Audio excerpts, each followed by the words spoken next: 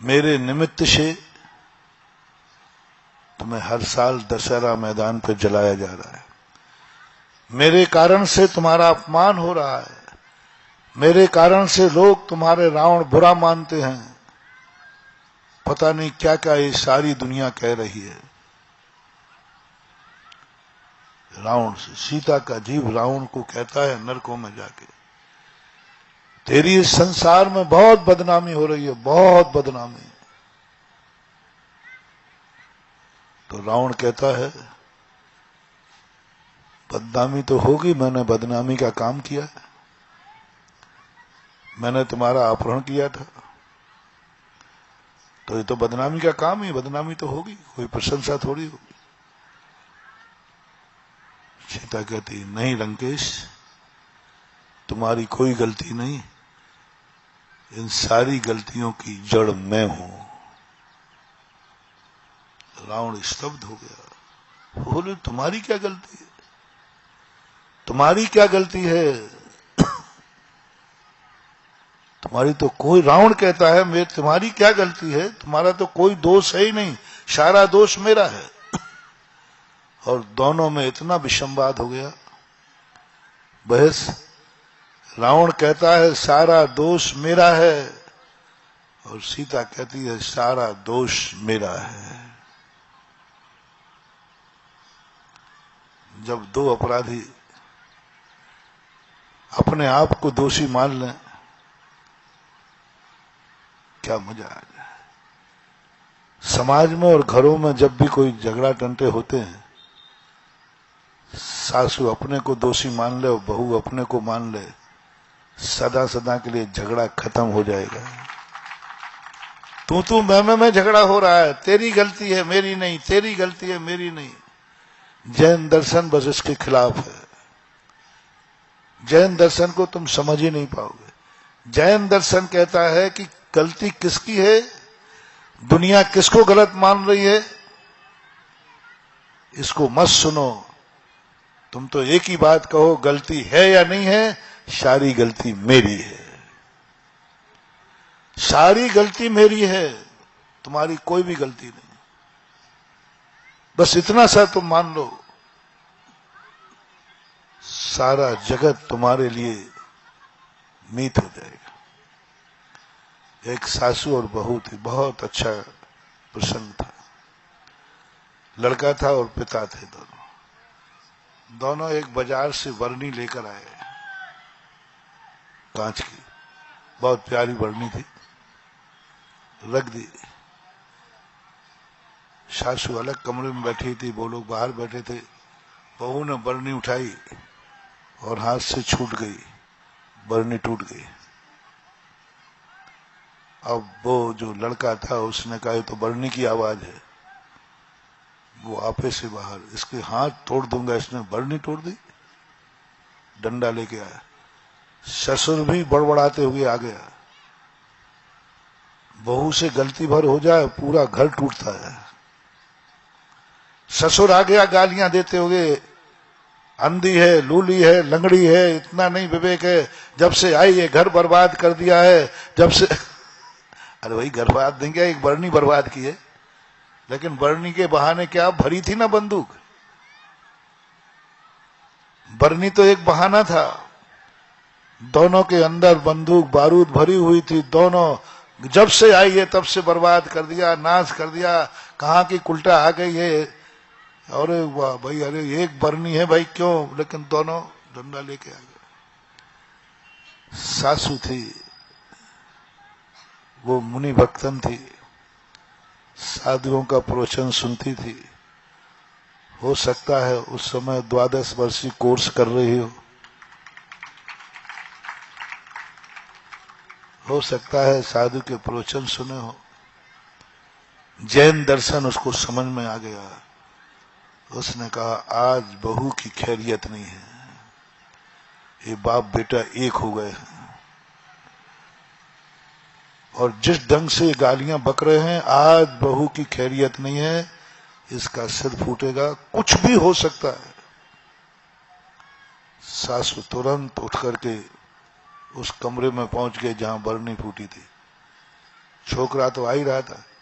छोकरे से सासू कहती है, उसकी माँ कहलानी, है जो क्या बक रहा है? पर इसने भरनी फोड़ दी है। बोले उसने नहीं तोड़ी है, मेरे से टूटी है। बोल क्या करना, मेरा सिर फोड़ेगा? अब माँ का सिर कौन फोड़े? मेरा सिर फोड़ेगा क्या? उसने नहीं फोड़ी, मैंने फोड़ी है, मेरे हाथ से छूट गई तो छूट गई, मैं क्या करूं? अब जैसे ही मम्मी ने ये कहा तो अब छोकरा अब क्या करे बेचारा, चुपचाप होकर। वो श्रीमान जी पीछे थे बाप, ना क्या कर रहे, किसको चिल्ला रहे हो, किसको चिल्ला रहे हो? उसने तो जैसे ही सुना कि इसके हाथ से उनकी, तो उन्होंने कहा इसके मुंह मत लगो, क्या चिल्लाते हुए आ गया, मेरे हाथ से तोड़ो, तोड़ो मेरे हाथ, तोड़ो, क्या करना है? वे दोनों खिसक गए। बहुत बड़ा जैन दर्शन का बहुत बड़ा रहस्य समझ जाओ महानुभाव। बहू देख रही थी, पढ़ी लिखी थी, बोले ऐसा भी होता है क्या? सासू को मालूम है कि बरनी मेरे से फूटी है, और आज सासू इतना झूठ बोल गई। माँ जी आपने इतना झूठ क्यों बोला? आप तो यहां थी ही नहीं। बोले बेटा बरनी तो फूटी गई थी, वो तो 100-200 रुपए की थी, लेकिन ये तेरा सिर फोड़ देते तो उसको जोड़ने में कितना समय लगता। ये तो बरनी है 100-500 रुपए की, ये टूट जाएगी फिर आ जाएगी, लेकिन वो जिस तरीके से गुस्से में थे, सिर में मार देते सिर फूट जाता, वो कितने रुपया में जुड़ता। और कहीं उल्टा सीधा लग जाता तो गुस्सा क्या होता है? क्रोध अंधा होता है, हाथ पैर तोड़ देता, सिर फोड़ देता, ब्रेन हेमरेज हो जाता, हत्या हो जाती, मर जाती। कितनी संभावनाएं थी। तुझे मार देते, और वो मार देते क्योंकि पिता का सपोर्ट था, उसको पिता साथ में था, कितना अनर्थ हो सकता था। हाथ पैर टूटते कितना अनर्थ होता, ब्रेन हेमरेज, सिर में चोट लग जाती, मर जाती, सारा परिवार जेल में सड़ता। उसको कुछ भी नहीं था। वो मेरे एक झूठ बोलने से बेटा सारा परिवार बच गया, तू भी बच गई, नहीं तो भी खून बह रहा होता। एक झूठ ही तो बोलना पड़ा मुझे, एक सारा अपने सिर पर ही तो लेना पड़ा मुझे। यदि मेरे वही बरनी का फूटने का दोष मेरे सिर पर लेने से पूरे घर की शांति बनती है, तो जाओ मैं जिंदगी भर हर गलती को अपने सिर पर लेती रहूंगी। यह है सम्यक दृष्टि का लक्षण। कभी तुम्हें सम्यक दर्शन हुआ हो? कभी तुम्हें जैन दर्शन समझ में आया हो? कभी इन नारियों का स्वरूप समझ में आया हो?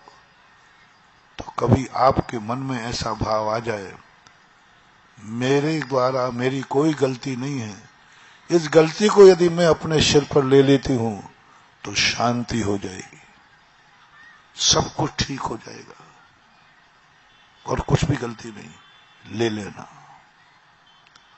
ले लेना। मरना पड़े तो मर जाना, ऐसा हुआ है जयपुर के अंदर दीवान के साथ। एक व्यक्ति ने किसी का अंग्रेज अफसर का मर्डर कर दिया। अंग्रेज क्रोध में आ गए, पूरे मोहल्ले को घेर दिया कि मारने वाला यदि प्रस्तुत नहीं होता है तो पूरे मोहल्ले को भून दिया जाए। फरमान जारी होगा इंग्लैंड से, इंग्लैंड की अदालत से फरमान जारी हुआ, यदि अपराधी सामने नहीं आए तो सबको मार दिया जाए, पूरे मोहल्ले को मार दिया जाए। मोदी चौकड़ा खाना है वहां पर। दीवान जी मंदिर में थे, ये फरमान जारी हो रहा था, ऐलान हो रहा था। दीवान जी भयभीत हो गए। वो तो मंदिर में थे, कुछ पता ही नहीं था। सीधे घर नहीं गए, वो कांप गए। एक व्यक्ति के मरने पर पूरा मोहल्ला मरेगा, अन्याय है। धर्म तो, कानून तो ये कहता है 100 अपराधी बच जाएं तो बच जाने दो, लेकिन एक निरपराधी को सजा नहीं होना चाहिए। 100 अपराधी बचते हैं तो बचने दो, लेकिन निरपराधी को सजा नहीं होना चाहिए। ये कानून कहता है, आज के कानून में भी लिखा है निरपराधी को सजा नहीं होना चाहिए। और ये पूरा मोहल्ला निरपराध है, मार दिया जाएगा। नाथ एक व्यक्ति को कबूल करना है, एक व्यक्ति मरेगा, उसको फांसी मिलेगी, पूरा मोहल्ला बच जाएगा। सब देखते रहे, कोई प्रस्तुत नहीं हुआ। दीवान जी पहुंच गए अदालत में, कोर्ट में, मैंने हत्या की है। अभी की घटना है, 200 साल, 18वीं शताब्दी की। मैंने हत्या की है। सारे अंग्रेज कमिश्नर सब लोग कहते हैं कि तुम क्या हत्या करोगे, पानी छान के पीने वाले, तुम दीवान जी, संभव ही नहीं है।